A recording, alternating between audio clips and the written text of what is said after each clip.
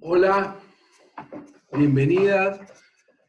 Estamos entonces proponiendo esta grabación, este video, para desarrollar algunas propuestas, algunas sugerencias para comenzar a pensar, a conversar en el equipo respecto a estas formas de acompañamiento que las circunstancias de este último mes, me refiero a la pandemia, a quienes lo llaman aislamiento, confinamiento, no genera para nosotras un obstáculo insalvable, ya que tenemos que poder generar espacios de acompañamiento con los recursos que tenemos. En esta primera clase les voy a proponer que nos acerquemos a una forma de acompañamiento terapéutico, de acompañamiento en una situación de urgencia, de alguien que en este caso llamaremos Olga, una mujer que trabaja, como verán en la presentación, en el hospital como mucama, y que iremos desarrollando algunas sugerencias para permitirnos un acompañamiento que, aunque es virtual por el dispositivo que se utiliza y porque puede ser, no es el caso ahora porque fue en tiempo real las comunicaciones, pero puede ser tiempo con distancia entre que se graba o entre que se escribe y se responde, pero en este caso fue virtual en tiempo sincrónico, o sea, con acompañamiento en el tiempo. Mientras quien me consultaba escribía, yo estuve respondiendo, pero como verán, estuve también encuadrando el comentario. Acá estoy compartiendo la pantalla. Quiero comentarles justamente esto que lean conmigo. Una noche entonces me escribe Olga, dice: hola, buenas noches, lo escuché en Canal 10 y estoy necesitando algún consejo. ¿Cómo puedo hacer para realizar alguna consulta? Yo en Canal 10, si algunas recordarán, había hecho hace poco tiempo una muy breve nota respecto a las características de esta cuarentena, a las características respecto a repensar los vínculos. Entonces Olga, a poco de que esto salió por la televisión, me escribe esto de poder hacer una consulta. También había dado a conocer en esa entrevista que estábamos generando espacios de escucha, de contención en estas circunstancias. Entonces pone: buenas noches, Olga, le respondo, le pido que me escriba mañana a primera hora. Esto es importante porque significa que aún utilizando en este caso Messenger, pero también puede ser WhatsApp, debemos estar atentas al encuadre de nuestra actividad. Encuadre quiere decir todas aquellas invariantes que debemos tener en cuenta para que adentro se dé un proceso de contención, un proceso de elaboración. Le digo entonces que me escriba, esto me lo había escrito a la noche, le pido que me lo escriba a la mañana, que me escriba a la mañana, me dice gracias, yo le digo 8:30 estoy en consulta, saludos. Al otro día, entonces 8:49, estoy leyendo el mensaje que quedó escrito, dice: hola doctor, buen día, quería saber qué puedo hacer porque me siento con muchas angustias, preocupación desde que se declaró la cuarentena, porque tengo 2 hijos estudiando, uno en Viedma y otro en Patagones, se quedaron allá sin poder venir. Eso es lo que más me preocupa, aunque están bien. Yo vivo con mi nena de 10, la cual la dejo solo para ir a trabajar. Y este último tiempo es como que en el trabajo se complica mucho. Tal vez yo lo veo como algo muy complicado por mi estado de ánimo. Yo soy personal mucama en el hospital. La verdad que siento que ya no tengo ganas de trabajar por la falta de ánimo. Solo necesito un consejo de ayuda, como para poder continuar. Buen día, le respondo Olga. Le pregunto, ¿ya sucedió esto alguna vez? No, todo comenzó a partir de la cuarentena. Yo estaba ahí proponiéndome algo que podemos observar sucede a partir de esta disposición, de esta actividad, de esta situación, perdón, actual. Estoy buscando los correos, los mensajes que seguían, de esta situación actual de aislamiento, de la cuarentena, en donde lo que hago es preguntar de qué manera esta situación actual resulta en disparador de la urgencia. No, entonces me dice, todo comenzó de la cuarentena, empecé a sentir angustias, miedos. Yo le pregunto, ¿es angustia solamente o también miedo de algo? ¿O a qué? Me responde, mucho miedo de no poder volver a ver a mis hijos, aunque hablamos todos los días, pero igual es como que siento que esto no termina más, como para poder ir a verlos o que ellos vengan, me responde Olga. Le pregunto, ¿la edad de los hijos que viven en las otras ciudades es? Y ella me responde, 20 y 24. Bien, ¿ellos saben de su miedo? Le pregunto. Sí, siempre que hablamos, ellos tratan de calmar el miedo. Me dicen que no me preocupe porque ellos están bien y de que tengo que estar tranquila porque me voy a enfermar. Esto es importante porque frente a la pregunta respecto al síntoma, que especifique más, en este caso Olga, como la llamamos, me permite entender que esta situación de miedo no es algo que contiene ella como mamá respecto a los hijos en soledad, como sin compartirlo. O sea, estos hijos son hijos que saben de su miedo e intentan calmarla. Le pregunto, Olga, ¿hay algún duelo o muerte significativa en su historia personal?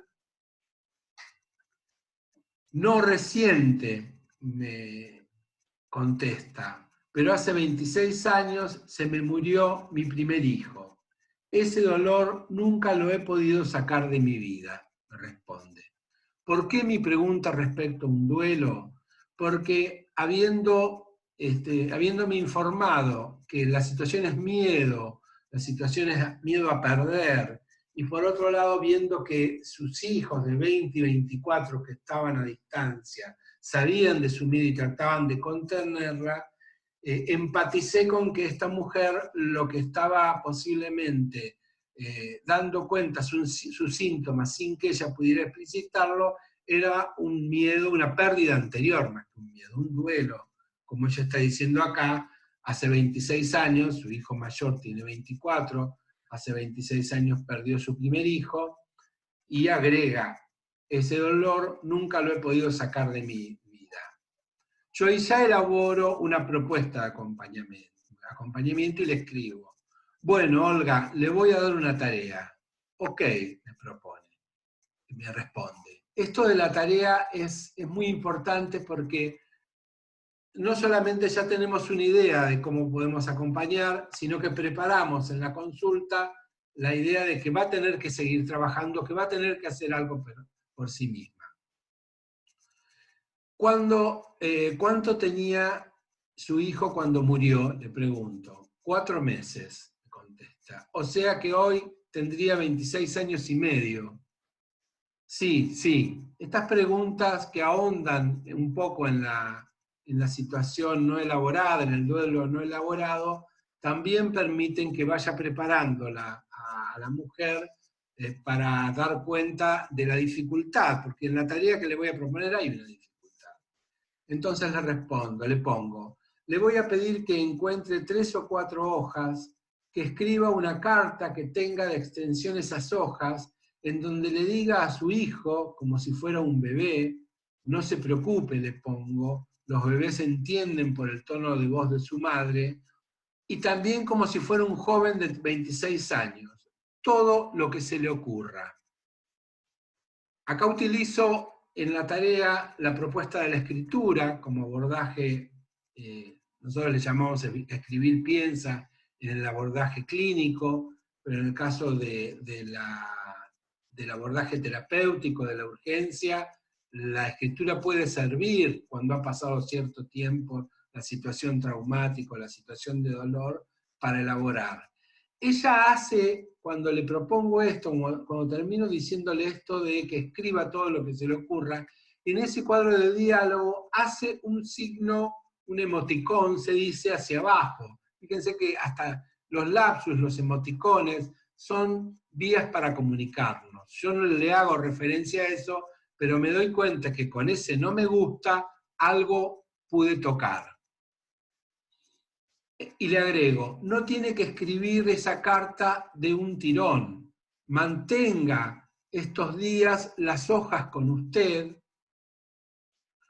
no se las muestre a nadie, y va a ir escribiendo cuando se le ocurra o cuando tenga miedo y angustia, pero contándole a, pongo puntos suspensivos, porque no sabía si ese niño que había muerto, si ese bebé, perdón, de 4 meses, que había muerto tenía algún nombre, y termino diciéndole, ¿puede?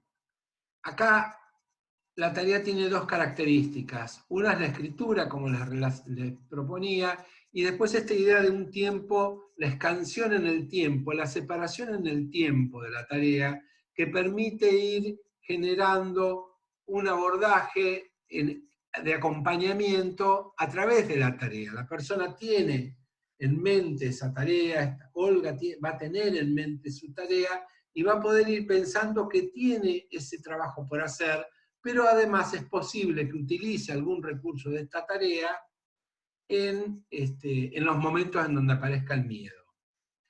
¿Puede? Entonces termino preguntándole, sí, ahora voy a empezar, me responde. Gracias. Le contesto yo, avíseme si quiere cuando termine. Bueno, le aviso. Hasta entonces. Ahí terminó. Nuestra comunicación duró en esa mañana 4 minutos. En esos 4 minutos, como ustedes podrán ver, pudimos focalizar cuál era el síntoma, pensar algunas, no hubo ninguna interpretación. Compañeras, yo les estoy proponiendo que pensemos en estas formas de abordaje en donde no hacemos ninguna interpretación. Lo que hacemos es intentar empatizar con quien nos consulta y hacer foco respecto al síntoma que nos está consultando.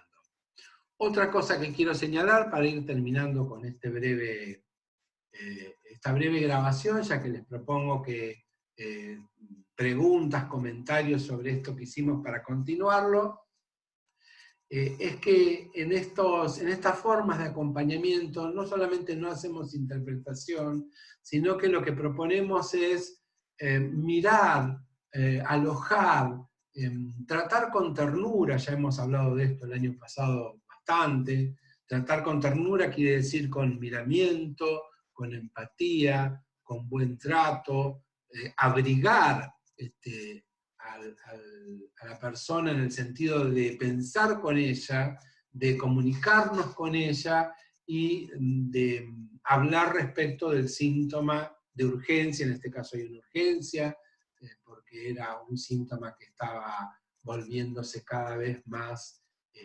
intenso y no le permitía ni pensar en su trabajo, que ya de por sí era angustiante, buscamos un hospital en estos momentos, sino que también es importante entender que esta situación actual de pandemia, esta situación de cuarentena, de confinamiento, si bien muestra síntomas que están enlazados, anudados al presente, es disparador de otras situaciones, como en este caso de una situación que ha ocurrido 26 años atrás. Si quieren podemos seguir desarrollando por este lado cómo pensar factorialmente. ¿Qué quiere decir? abordar factorialmente o pensar factorialmente. Pensar que hay un factor disparador, desencadenante, que será la cuarentena, el aislamiento, un factor condicionante, que es que tiene los hijos, Olga tiene los hijos lejos, las edades de los hijos también luego resultaron significativas, y tiene también una hija con la que convive, y un factor disposicional. Lo disposicional son las características psicológicas, las características de subjetividad, no es solamente psicológica, son características corporales, como en algún momento hablamos, se trata de la corposubjetividad. Bueno, compañeras, espero haber podido desarrollar esta idea de algunas sugerencias, algunas propuestas para pensar acompañamientos desde dispositivos virtuales. Fíjense que virtual puede ser pensado como algo opuesto a presencial, que no es lo que nos anima en este momento. Podemos hacer acto de presencia, podemos pensar y acompañar a quien nos consulta, y virtual también puede ser entendido como aquello que tiene la virtud de generar algún efecto. En este caso que hemos propuesto, el efecto es intentar alojar, darle lugar a una consulta en un momento de urgencia. Gracias. La seguimos en otro momento.